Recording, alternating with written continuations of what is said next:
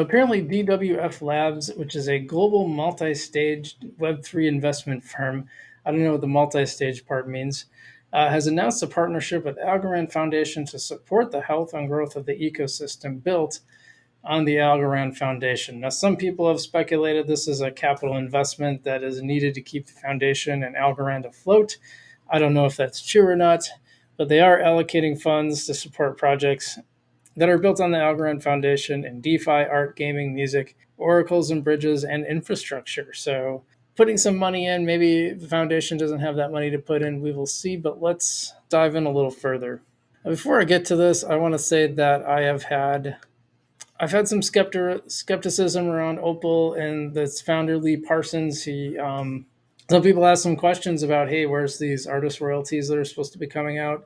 And Seawill is one of the people who questioned him about that, and he got very mad and insulted Seawill.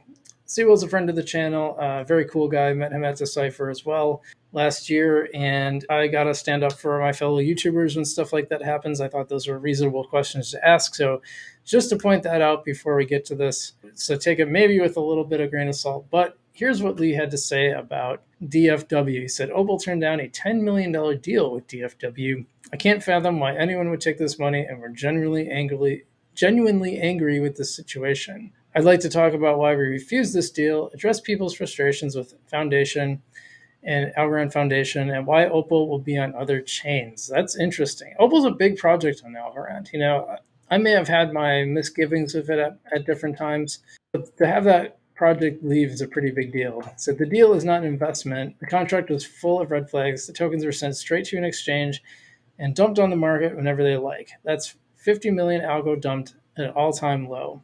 The investment is money from Russia diverted through Korea. There are multiple red flags here, and on a personal level, I'm not assisting people getting money out of Russia in the current environment. Signing a deal like this in a bear market shows Algorand Foundation haven't managed their finance and do not care about the community. Algo just did a similar deal with 3AC, who then in turn dumped all the tokens instantly. It does make me nervous because the 3AC thing turned out to be a pretty big disaster. So that makes me a little bit nervous, I'm not going to lie. I'm tired of watching Algo dump tokens to fund high salaries. Here's another, excuse me a second, another comment about the high salaries. At Opal, we have the salaries coming into the bear market, and I personally am not taking a salary right now. In our grant application, Algo Foundation told us to sell tokens to fund operations which did not end well. Very interesting. Opal does the most transactions on Algo. There's nothing in it for me to be critical of Algorand. I am speaking because I care about the Algo community. I got abused for calling out Yeti. Well, he was right on that. I'm sure that will happen again, but look how that one ended. Opal will be on various chains this year. Whether Algorand continues to be one of those remains to be seen. This is a great explanation on why no one should have taken this money and why I spoke up. Let's look at what DWF, before we do that, yeah. So that's some pretty chilling stuff, right? That's a little bit, how much did they put in? Yeah, I don't know how much did they talk about the prices. The first component of the partnership involves a $50 million Algo token purchase agreement. That accordingly is to provide liquidity to the Algorand ecosystem. Now, Lee's claim is Mr. Parsons' claim is that is going to go, they're just going to dump that, which he says that's what 3AC did as well. I don't know, but we know that 3AC was not on the up and up. So that's a little worrying.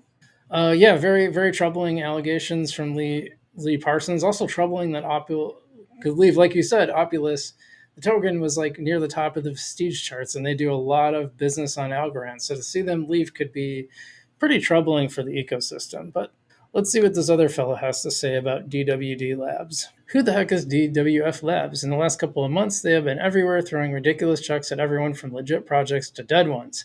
I dug a bit into on-chain data and other resources, and it doesn't look good. Am I following this guy? I ought to be following him. I'll follow. Why not? On this screenshot are some of the transactions that I found on chain. There's much more. Trying to see if there's anything Vulcan Forged is on there. That's one of my coins for the bull market.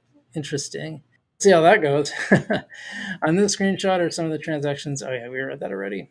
Almost in every case, the number of tokens in, stables out matches by time and dollar amount, meaning these are not loans, hence not standard deals, market maker deals. 65 million confirmed. The pattern for all their deals is they either buy in many transactions of 50 to 1,000 stables once a day or so, or in larger transactions of up to 5 million per transactions. The second leg is always the same though. They deposit it all for or almost all on centralized exchanges. DWF is active in the Korean market. Some Korean projects voluntarily disclose new investments on Zangle. 11 projects disclosed since November, most of without the dollar amount. DWF invested $5 million into a $6 million market cap APM. But disclosure doesn't match on-chain data. 5 million into a 6 million market cap project. Very interesting. There are also some deals that they reported, but I couldn't match them on chain. Many of them are high profile deals. The weird thing about those is that in many cases, no on-chain activity would correspond to anything close to reported sizes, which is not the case for others. Fetch AI is on that list. There's a lot I'm just simply not familiar with. Toncoin I am. I don't know what that Binance one is. Most of these I just simply haven't heard of. I've heard of Fetch AI though. Don't know a lot about it. 65 million confirmed on chain and greater than 150 million is reported. Lots of stuff on top of that is not reported. If you start digging, you'll see a bunch of other tokens with the same patterns go through their wallets. We're talking hundreds of millions here, mostly in the last 6 months. What's going on here? The firm literally no one knew 6 months ago, investing greater than $200 million. I think it's 2 times larger than the last Defiance fund in only liquid tokens and deposits, most of it on exchanges. CoinDesk writes puff piece. I guess one explanation is that they sell tokens on behalf of teams for not less than blank X and send money up front, pocketing delta. Many deals have 10 to 20% discounts, but some have none. But then still, why is it being sold as strategic partnership and investments? Regarding post-investment price action, tokens have generally underperformed. Well, let's see what happens there. The last 4 tokens on this list, SSV, SNX, Time, Floki, have lost between 10% and 40% since the first DWF's transactions on exchanges. Sorry for the charts, can't do any better.